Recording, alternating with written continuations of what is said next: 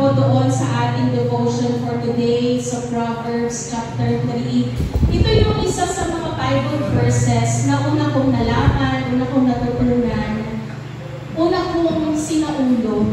Sabi doon, trust in the Lord with all your heart and lean not on your own understanding.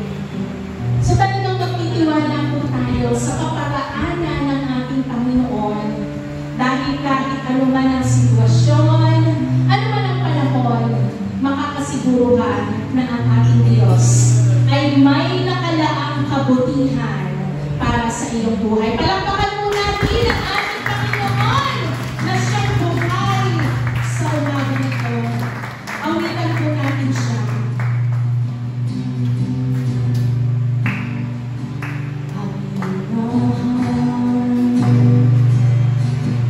Ang iyong mabagay ibigila, ang buhay mo, hawak mo ngayon kamay. Sa sandaling pambuhay, hanggang sa pag-ibig, mabuhin ko, kabutihan mo.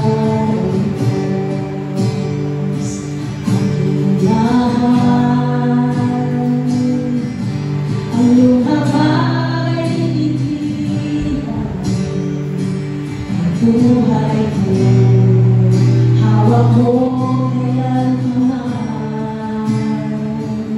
Sa sandaling pagmula, hanggang sa pag-ibig, bubuhin ko, kabutihan mo.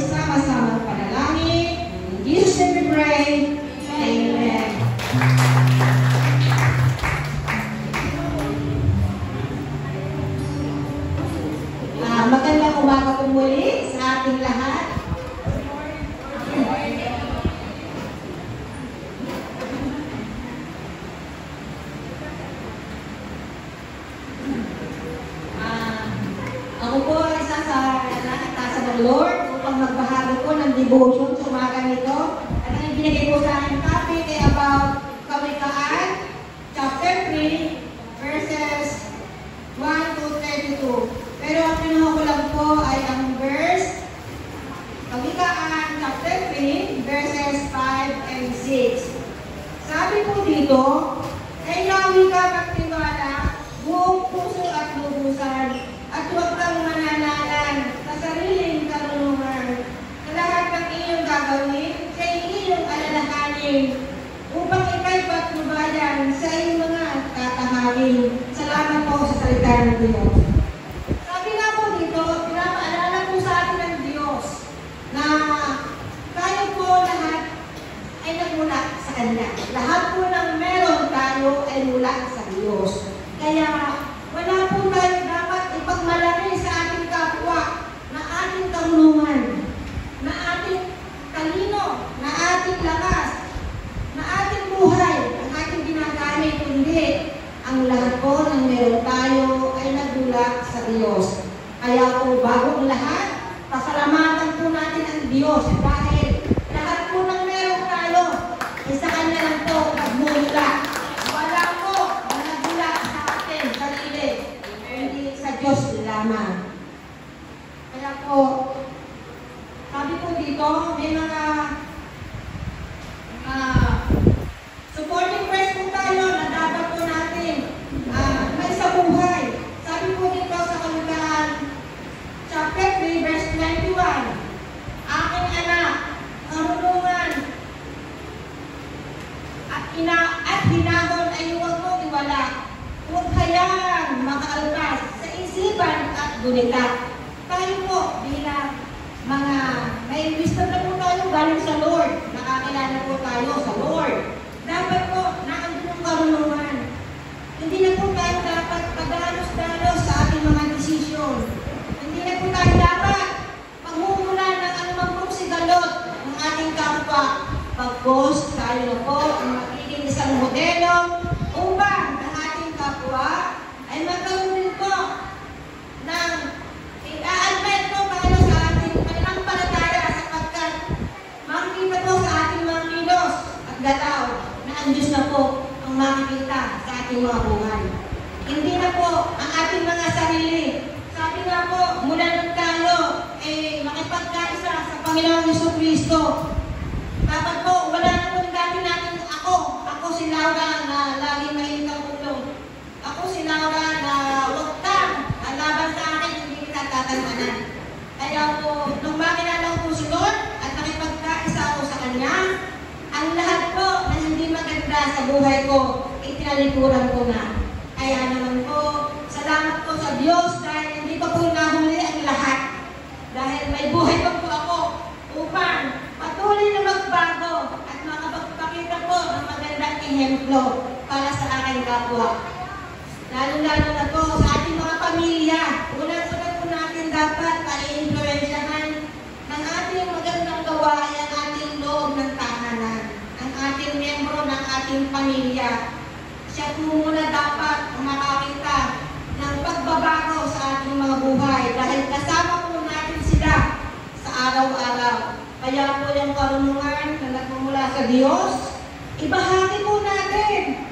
Huwag po natin sarilinin. Huwag po natin itago sa mga puso natin, sa isipan natin. Ibahagi po natin kung kami nakatabi sa ating sasakyan or kayo pinabiyahe, tricycle man, jeep, o ano man po sa tungkulan ng roon. Yung wisdom po ng Lord. Yung wisdom po na binigay sa atin ng Lord, yung karunungan.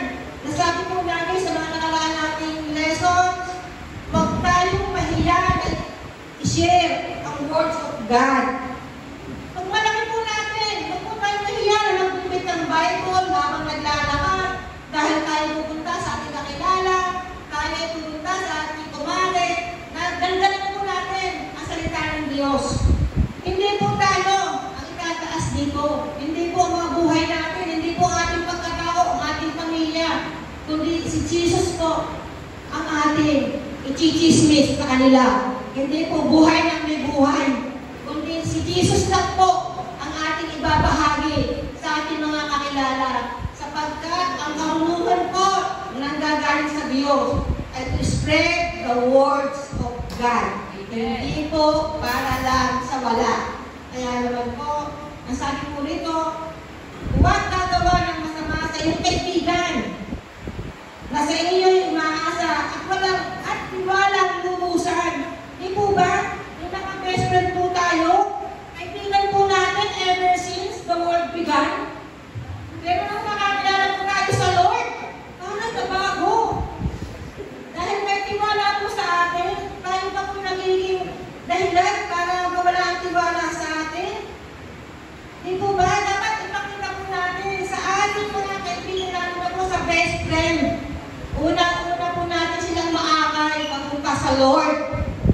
Hindi po best friend lang natin pag may kainan, may kasayahan, may lakbatsahan.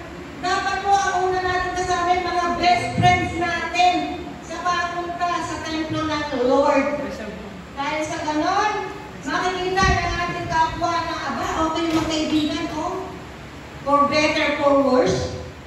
Di po ba? Kasakit ka, karamdaman, sa mga problema, magkasama, pagpunta sa church, sila pa rin ang magkasama. Dapat po ganun ang makikita sa atin. Hindi po yung, o nasa yung kaibigan mo, bakit pagpunta sa church, wala. Pero pagkakainan, lagi kayong present. Pag may lakratsahan, may nangyari sa inyo, lagi kayong magkasama. Di po ba nakakalungkot? Kaya, huwag po natin gawan na hindi maganda ang ating mga kaibigan. Kaya, dahil sila pinagsasabi, umaasa dahil alam nila na tayo ay nakakilala sa Lord, at tayo ay isang magandang halimbawa sa ating kapwa. Kaya naman, ituring nating kapatid ang ating mga kaibigan. Huwag nating hayaan na sila ay mabigyan ng nalitas dahil sila ay isa natin sa ating mga buhay. Kaya sabi po rito, may isa pa po.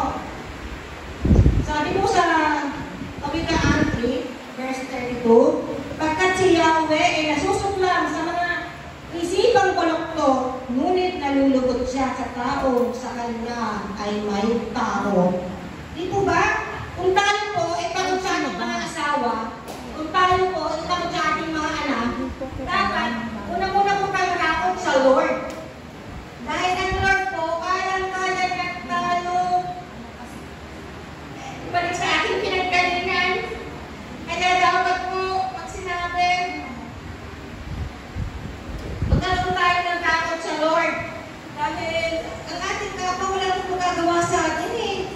Di po ba? Kahit sabihin natin, iba't ka sa iyong kaibigan mo, kakilala mo, hindi ka matakot. Kasi alam natin, kasama natin ang Lord. Sa kanya tayo matakot. Dahil ba't ang Lord ang umatong sa atin, wala na tayong ligtas. Di po ba? Pero pag ang mga kapwa-tao natin, sa kanya tayo natakot, ipa sa Diyos natin. Ipagkay natin sa Diyos, natawa, ibuhin ang puso niya, upang ang kanyang masamang attitude ay mabago. Upang siya ay mamuhay. Mamuhay po siya na may takot sa Diyos. At hindi niya kailangan takutin ang kanyang kapwa. Dahil ang lahat po ng meron tayo, ay lagi po natin angkinin sa Diyos lang nagmumula. Wala po tayong karapatan na magmalaki. Kahit gaano po tayo kayaman, kahit gaano po tayo ang mga pangyarihan, kahit po gaano kataas ang ating posisyon, lagi po natin tatandaan ang lahat ng meron tayo sa Diyos lang nagmula. Kaya po, kung hindi niyo po iagalaw ang mga bagay nito sa ating buhay, kahit anong gawin natin pagsusumikap, kung ang Diyos ay hindi natin kasama, hindi po tayo magtatagumpay. Tandaan po natin na dapat nabubuhay po tayo para sa Lord. Ang Diyos po ang namumuhay sa atin. Kaya patuloy po tayo na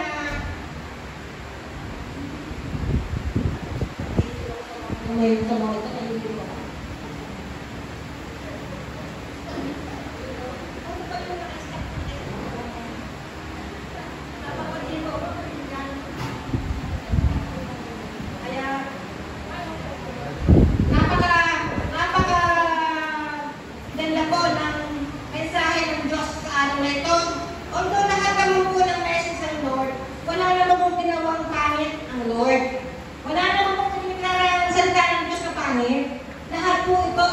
Applicable sa mga buhay po ng bawat isa. Kaya po, tayo po ay may karapatan sa buhay. Yung wisdom na kaloob ng Lord sa atin, huwag po natin tatalikuran. Dahil ang lahat po ng karunungan na nagmula sa Lord, ay dapat marami ang makinabang. Dapat marami po tayong mga kaluluwa na madala sa kanyang paanan. Hindi po dapat na, ay may dalawa na ako, may long as you can. Bring as more as you can. Hanggat ang ating templo ay mapuno, umapaw, patuloy po tayo na magdala ng mga kaluluwa dito sa kanyang templo. Dahil sabi nga sa kanyang salita, share the words of God. Ipagpatuloy po natin ang pagpapahagi ng salita ng Diyos. Kahit saan tayo makarating, may social media, kahit malayo po mga mag-anak, pwede po natin ibahagi ng salita ng Diyos. Kung nalalikes nga po natin ang mga post na wala namang value, bakit di tayo mag-post ng words of God? Upang marami tayong mga kaibigan na makabasa at ma-enlighten po sila. Si kapatid, mukhang iba na siya. Hindi na kung ano-ano lang i-share sa FB, kundi words of God. Dapat po, sama-sama tayo na mag-share po ng salita ng Diyos. Upang marami po tayong mga kaluluwa. At dumating na po ang pagkakataon, lahat na po ng tao sa mundo ay makakaroon na po ng pagkilala sa Diyos. Upang ang muling pagbabalik natin Panginoon Hesus ay talagang malapit na. Kaya sama-sama po tayo, walang iwanan. Kung kayo po may mga kamag-anakan pa sa bahay, kasama na hindi pa po nasasama sa templo ng Diyos, ang Diyos po nananawagan sa atin. Panahon na po para kasama natin ang ating mga kasama sa bahay sa pagpunta sa templo ng Diyos. Dahil sila man po nangangailangan din ng kaligtasan. Hindi lang po tayo ang kailangan maligtas, kundi lahat po ng ating sambahayan, lahat po ng ating mga kamag-anakan ay magkaroon din po ng kaligtasan na kasama ang ating Panginoong Hesus sa buhay natin. Kaya po, kay Yahweh magtiwala, buong puso at lubusan, at huwag mananangan sa sariling karunungan. At sa lahat ng inyong gagawin, siya ay alalahanin upang magtagumpay sa iyong mga tatahanin. Di po ba? Kaya marami pong salamat sa salita ng Diyos at dapat po imakita po sa buhay ng bawat isa. Hindi lang po narinig natin. Hindi lang po pumasok sa kabilang tenga, lumabas sa kabilang tenga. Kundi ibahagi po natin ang ating natututunan sa ating gawain sa templo ng Diyos. At sa ating mga binabasa, ibahagi po natin, huwag po tayo nahiya. Kahit yung mga crush nyo o yung mga may crush sa inyo, bahaginan niyo po. Sabi namin yung mga single dyan, sabihin nyo, sasagutin lang kita, sige, kaya ako, bakit hindi? Isama mo lang kita sa pagpunta sa templo ng Diyos at magkaroon ka muna ng relasyon sa Kanya. Di po ba? Kasi pag po tayo ay nasa Lord, ang lahat ng ating gagawin ay tama at wasto. Hindi niyo po tayo hayaan na mag-isip ng mali. Hindi niyo po tayo hayaan na maligaw ng landas. Kapagkat ang Diyos, ang ating gabay, ang ating patnubay sa araw-araw ng ating buhay. Ang pinin po natin, hindi po ang ating sariling karunungan lamang ang ating isasagawa. Hindi. Lagi po tayo mag-depend sa Lord. Pag-isip lang po sa umaga, Lord, thank you po. Inisip ko po ang muli. Eh kasi, iba po, pag-isip sa umaga, pinakapa cellphone. Ipigil pa po yung mata, pinakapa na yung cellphone. Dapat po magbilang ng mata, Lord, thank you. Dumilat po po ang mata ko sa umaga ito. Ikaw na po ang bahala sa atin. Kasama po ang buong sambahayan. Ganun po, hindi po yung, ay, pinag-text si Crush. Kaya aga-aga ba? Crush aga. Kaya, yun po mga single, yun po mga available. Kaya, dapat po, si Lord muna. Si Lord muna po, ha? Huwag muna po yung kakapay niya ng cellphone. Kayo mga bata, magising sa umaga, anong ginagawa niyo? Be? Totoo? Hindi totoo. Oh. Ito na pinagtatasal sa umaga pag bilang ng lahat. Wala. Okay ya. O, di ko ba? Kasi pinapaalala po sa atin ng Lord. Every time, nagbibigat ang ating mata sa pagtulog sa gabi, magpasalamat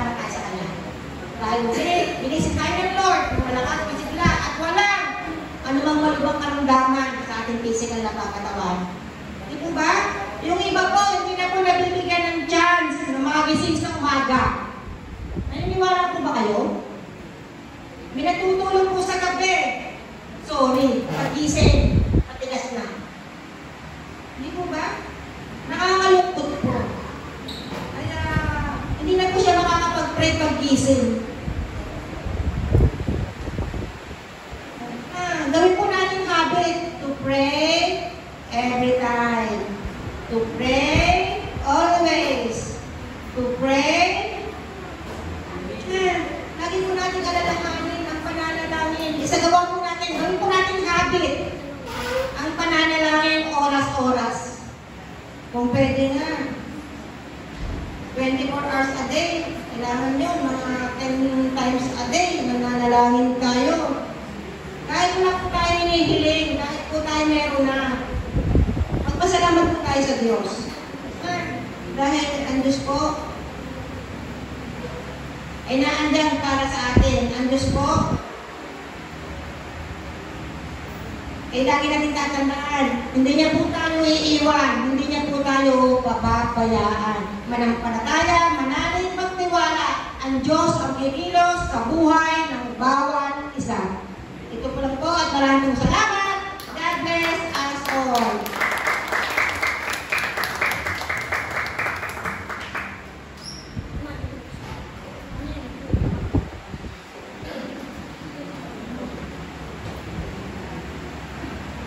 Good morning po, please, sa bawat isa.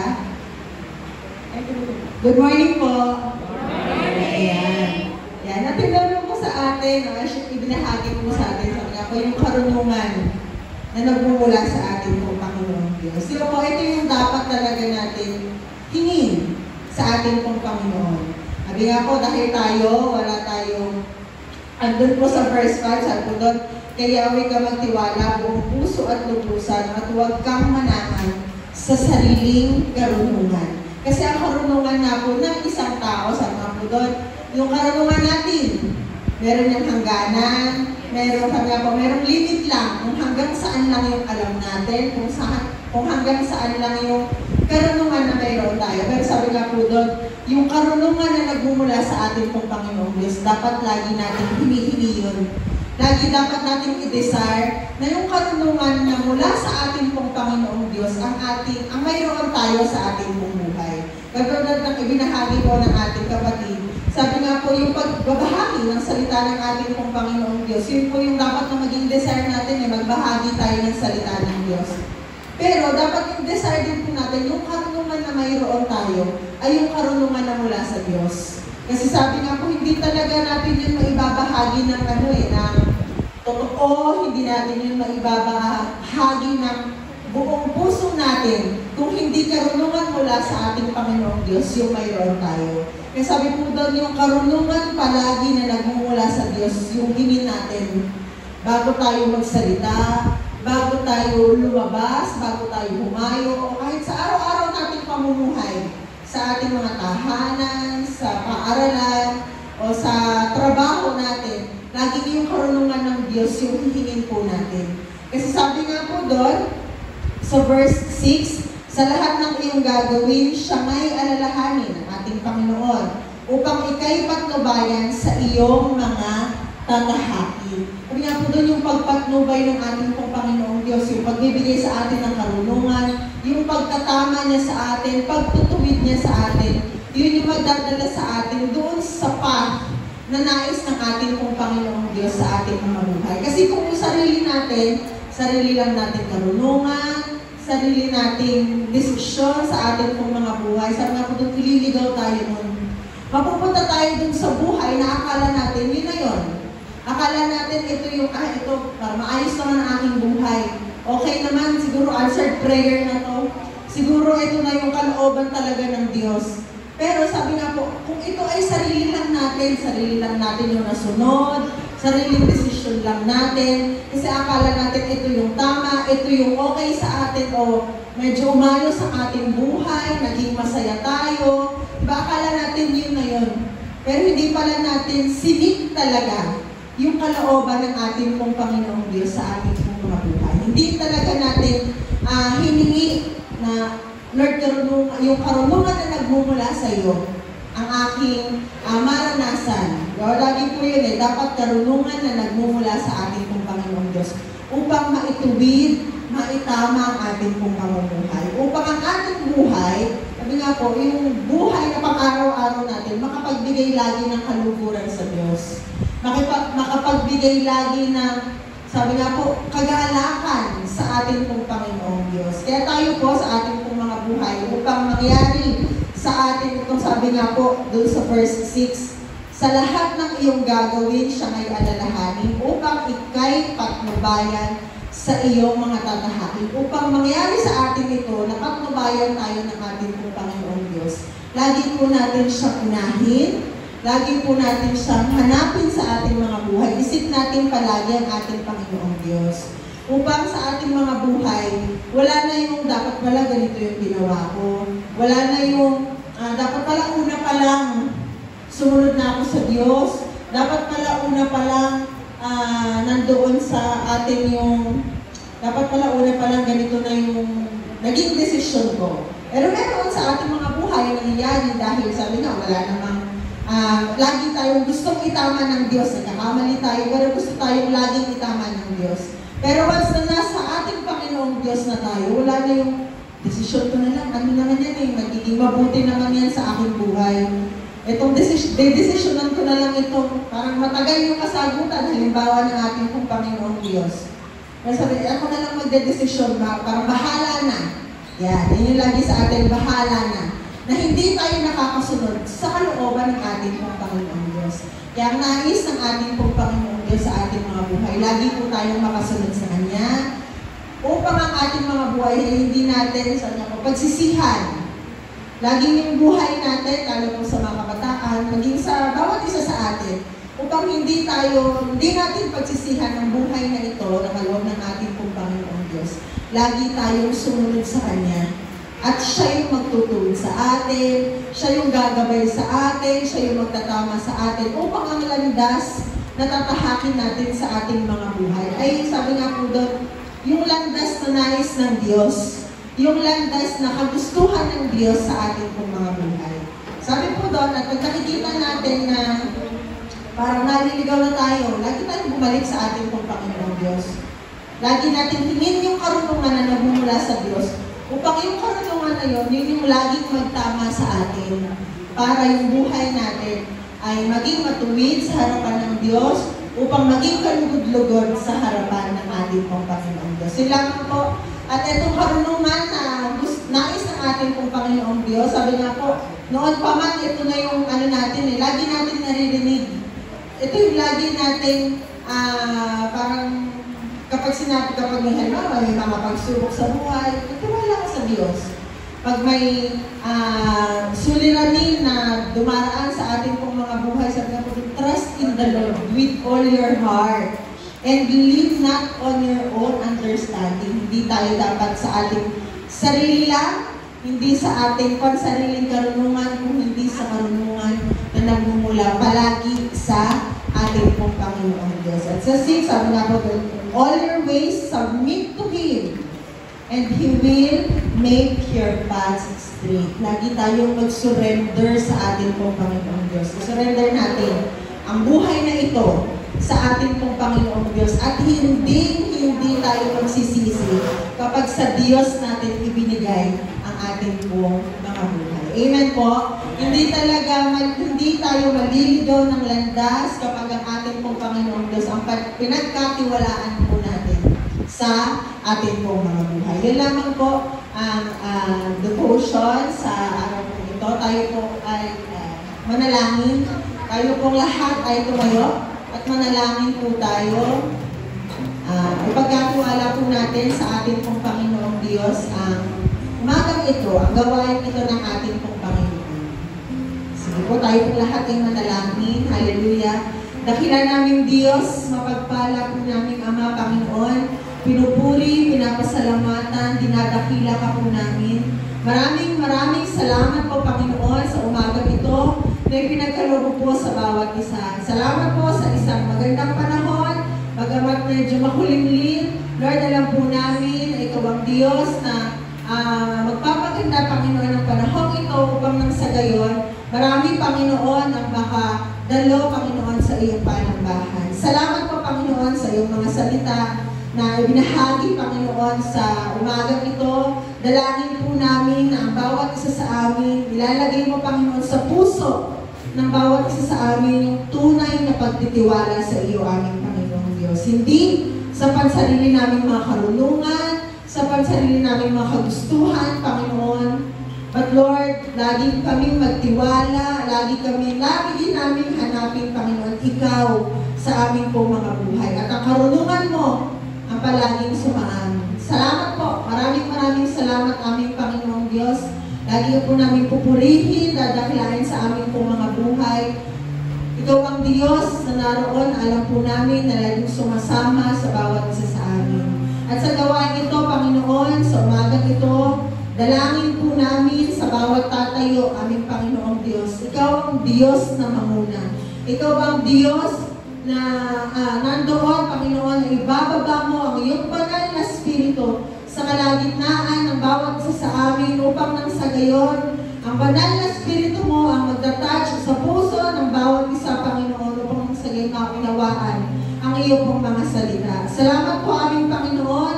Ganun din po sa maghahayag ng iyong mga salita. Lukuban mo po siya, Panginoon, ng iyong banal na Espiritu at ang mga salita mo lamang, Panginoon, ang mamutawi sa kanyang mga labi at tunay, Panginoon, na mag-strike, Panginoon, sa puso ng bawat makikinig.